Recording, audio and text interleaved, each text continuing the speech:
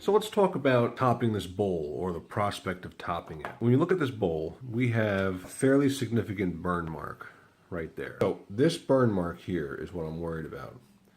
I want to top the bowl, but there's this burn that will be preventing me. Well, it doesn't prevent me, but it makes me top the bowl. I have to go down the surface to get a square edge again, see?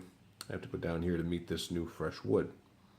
Now, here comes the issue, is if I top the bowl too much, we lose the profile of it, right? So the main thing I want to do is I want to measure. I'd like to know exactly how far it is I am going to have to top this thing. So let me just measure the length of the burn. Let's do that first. So I'm getting, I'd say at its widest point right there, I'm at 70 thousandths, okay? That doesn't mean that I have to come 70 thousandths in the X direction, because this, the burn is, you know, it's at a 45-degree angle, or, you know, roughly so. If we look at it again on macro, it's, you know, there is, I would say that's at a 45-degree angle, right, that burn? So let's go do the math as to how we figure out how far down we have to top, we have to sand this thing to do it. So you can do this like I did with just a chart, you know. You can just take a protractor and just draw a 90-degree, and you can just, instead of representing 100, you know, thousandths here, instead of 20 thousandths, 40 thousandths, 60, I just wrote, you know, 2, 4, 6, 8. It's, you guys understand that, right? So we have a 70 thousandths here, and I literally just took a line and drew an arc. So 45 degrees from here. This would be 70. This is 70 thousandths from here to here. So now what we need to do is solve for X.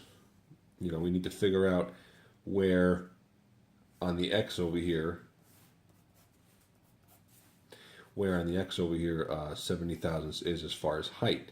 And I just looked at it, and it's kind of like beneath 5, right? Which would be 50 thousandths.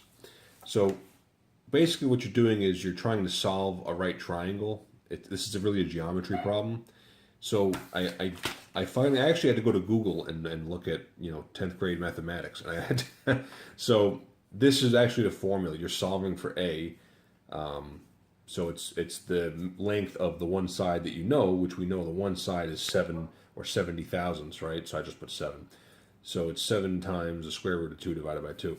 In the end, that comes out to 4.947 and a whole bunch of digits. So 4.94 is what we're worried about. And it's interesting because if you just do it with a protractor and just a good ruler, you can get this far. So long and short of it is, just underneath 50 thousandths, we have to, this doesn't even have the resolution, but let's just say it's 50 thousandths. That's how much we're going to have to top the bowl to make it look right, to give it a flat rim, which again, if you look at it, that looks like a lot on paper. In real life, that you're seeing the white background, it just looks like it's such a big amount. But also, these calipers are really shitty from Harbor Freight. If you notice, they don't even meet over here, so you have to look over here.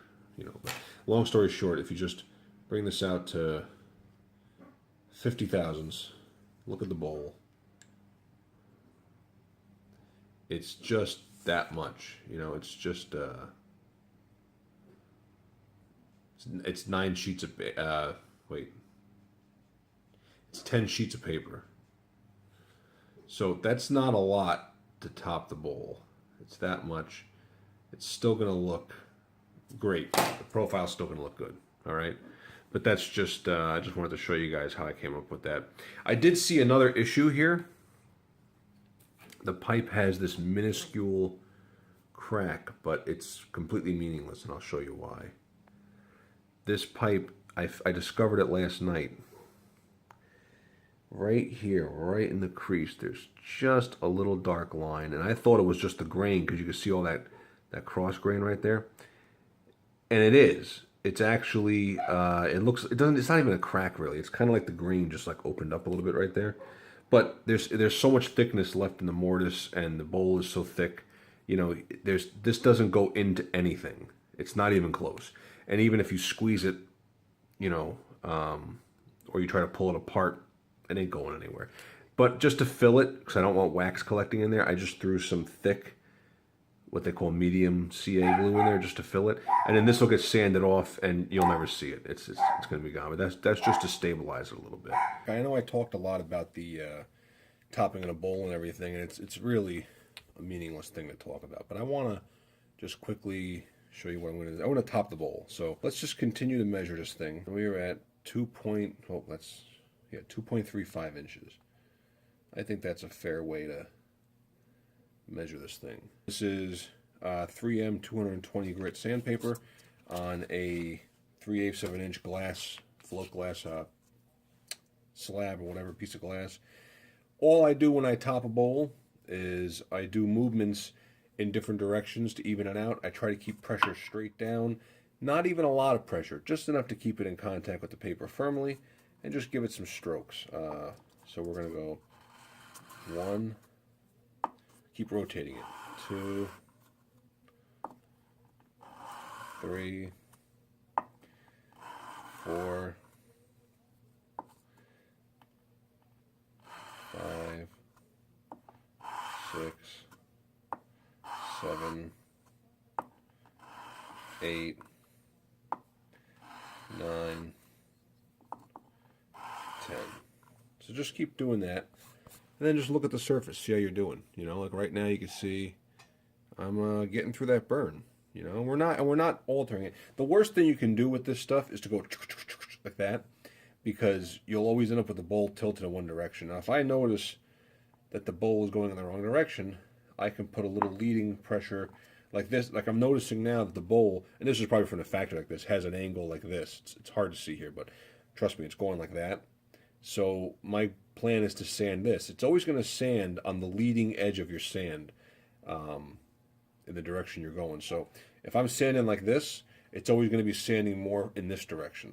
So now I'm going to put the bowl like that and give it a few strokes like that to try to bring that side down. 3, 4, whatever. Real easy, gentle. Oh yeah. And it's correcting it, no problems.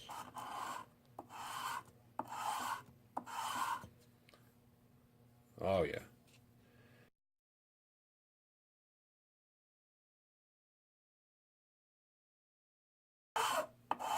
I learned this technique of rotating the part to keep the cylinder straight from my time as a cold worker. I actually worked for a very short amount of time, I worked in a factory that made these handmade glass light fixtures. And they were hand-blown glass. And I was the guy that was in charge of machining the glass afterwards. And we had these large wet lapping stones. And you would have like these tall cylinders of glass. You had these tall. I mean, you know, some of them were 2 feet tall, thin as a piece of paper, and you would have to sand the thing on a moving stone, 24 inches, wet with grit on it. And you were sanding it like this, and you had to keep turning it. And that's how I learned to keep things straight like that. So that was beneficial. I'm going to continue this and then cut back to the finished product in a moment.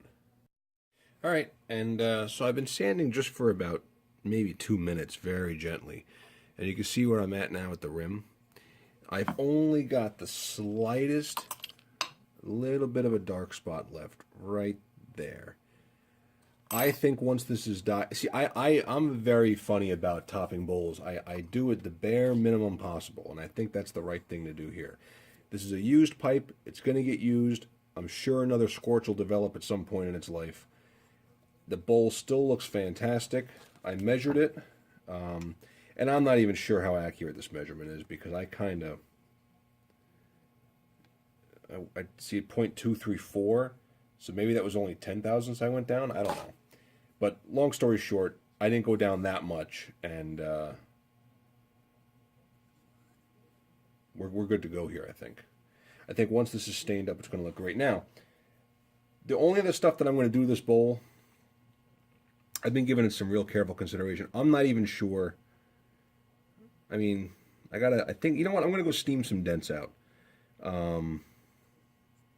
Let's show you guys the steaming process, how I do that. All right, so this is the best way that I can show you guys, I think, how I do my steaming. I used to use like a clothes steamer that you pour distilled water into and you just hold it over. You know, guys say that they use that, but I don't get good results with that. The absolute best way I've figured out how to steam out dents is I locate the dent. So I got a couple light, very fine ones right there, right? Like scratchy kind of dents. I take a paper towel soaked in water. I double it up like this. Let's see here. And I've tried this with a cloth napkin, and it doesn't work as well. You would think the cloth would be better, but I don't get as good of a result. I take a regular clothes iron, it's steaming hot, see that? And you gotta watch your fingers because it'll shoot steam in each direction. And I put the heat right on the water. It makes steam and pushes it right into the briar, like so.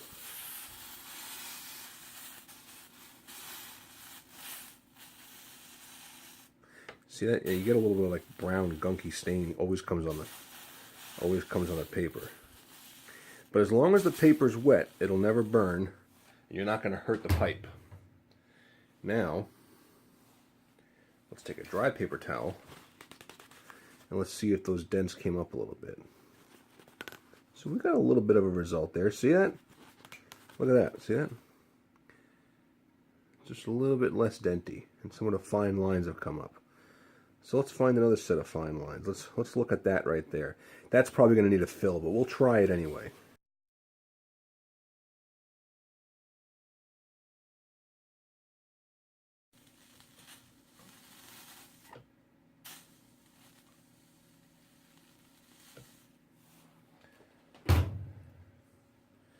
And you're not going to hurt the briar. Wow. Look how much smaller that dent, that chip is now. It's just a tiny little speck. What do we have down here? Anything? Oh, nothing. That's a fill. I really wish I had some better dents for you guys.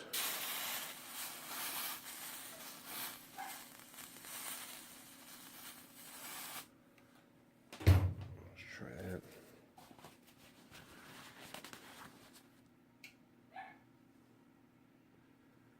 Yep. So not a whole lot of work on this one, but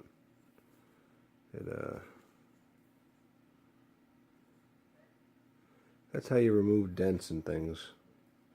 Okay, again, we didn't really have a lot of heavy dents. Like these are just, I think some of these are just sanding lines actually, to be truthful, but we'll take care of a lot of this in the next step.